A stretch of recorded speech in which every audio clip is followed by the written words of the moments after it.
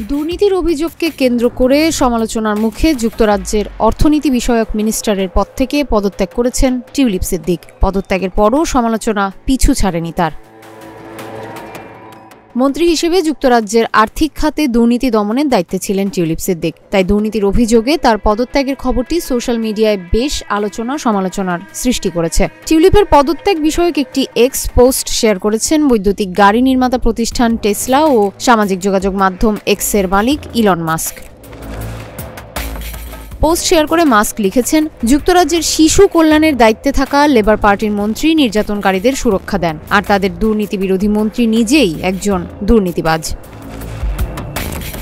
যুক্তরাজ্যের অর্থ মন্ত্রণালয়ের অর্থনীতি বিষয়ক সিটি মিনিস্টার ছিলেন টিউলিপ সিদ্দিক। তিনি বাংলাদেশের ক্ষমতাচ্যুত প্রধানমন্ত্রী শেখ হাসিনার বোন শেখ রেহানার মেয়ে। মন্ত্রী হিসেবে দেশটির আর্থিক খাতে দুর্নীতি দমনের দায়িত্বে ছিলেন টিউলিপ সিদ্দিক, কিন্তু তার বিরুদ্ধেই শেষে দুর্নীতির অভিযোগ ওঠে। টিউলিপের বিরুদ্ধে অভিযোগ, বাংলাদেশে অবকাঠামো উন্নয়নের জন্য বরাদ্দ প্রায় $5 বিলিয়ন আত্মসাৎ এবং লন্ডনে একটি ফ্ল্যাট উপহার নিয়েছেন তিনি। এর ধারাবাহিকতায় অর্থনীতি বিষয়ক সিটি মিনিস্টারের পদ থেকে সরে দাঁড়ান টিউলিপ।